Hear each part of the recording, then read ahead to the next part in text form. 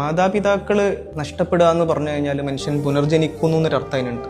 കാരണം മാതാപിതാക്കളില്ലാത്ത ലോകത്തിൽ ജീവിച്ചിട്ട് നമുക്ക് പരിചയമില്ല. മാതാപിതാക്കൾ ഇല്ലാത്ത ലോകത്തിൽ ജീവിച്ചിട്ട് പരിചയമില്ല. ചെറുപ്പം മുതലേ ഇവരെടുത്തൊരു എഫേർട്ട് ഉണ്ടല്ലോ, ഉറക്കൊഴിഞ്ഞിട്ടുള്ള എഫേർട്ടും ചുമന്ന് നടന്നിട്ടുള്ള എഫേർട്ടും പ്രസവിച്ച് കഴിഞ്ഞിട്ടുള്ള ആ ഒരു എഫേർട്ടും രാത്രിയിൽ ഇങ്ങനെ ഒരു 2 വയസ്സ് വരെ എത്ര തവണ രാത്രിയിൽ ഇങ്ങനെ എണിച്ചുകൊണ്ടിരിക്കുന്നു.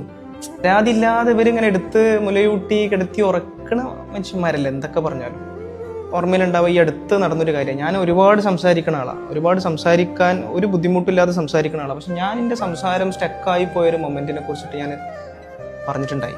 എൻ്റെ വീടിൻ്റെ അടുത്ത് ഒരാളുടെ ഉമ്മ മരണപ്പെട്ടു. ആ ആൾ കുറച്ചൊരു മാനസിക പ്രയാസമുള്ള ആളാണ്.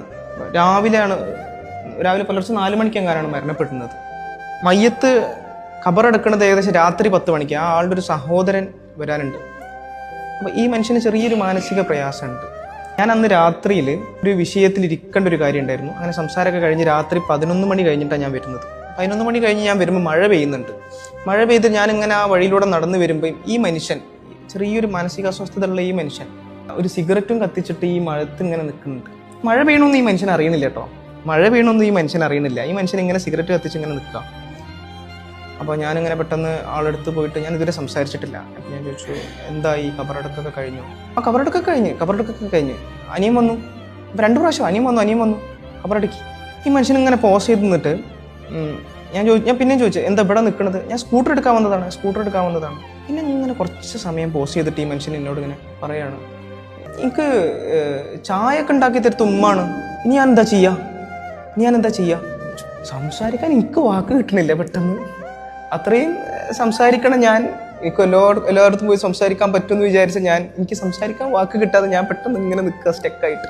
പിന്നെ ഈ മനുഷ്യൻ കുറച്ചു നേരം നിന്നിട്ട് വീണ്ടും പറഞ്ഞു, പിന്നെ രാവിലെ വിളിക്കലൊക്കെ ഉമ്മാണ്, ഇനി എന്താ ചെയ്യുക?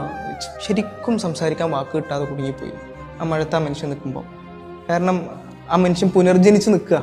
എല്ലാവരും ആ മനുഷ്യനെ വേറെ ഏതോ രൂപത്തിൽ കണ്ടപ്പം അങ്ങനെ കാണാത്തൊരാൾ ലോകത്തുണ്ടായ ഉമ്മ ഉണ്ടല്ലോ, ആ ഉമ്മാണ് നഷ്ടപ്പെട്ടിട്ടുള്ളത്. എന്തൊക്കെയോ പറഞ്ഞ് ആശ്വസിപ്പിച്ചിട്ട് ഞാൻ പറഞ്ഞയച്ചു കഴിഞ്ഞപ്പോഴും ഞാൻ ആലോചിക്കുന്നത് അതാണ്. അമ്മയും വാപ്പയും മരിച്ചു കഴിഞ്ഞാൽ നമ്മൾ പുനർജനിക്കുന്നു. ദിവസവും ഓരില്ലാത്ത ഈ ലോകത്ത് ജീവിച്ചിട്ട് നമ്മൾ പരിചയിച്ചിട്ടില്ല. ആ പ്ലേസ് ബ്ലാങ്ക് ആവണതിനെ കുറിച്ച് നമ്മൾ ആലോചിച്ചിട്ടില്ല.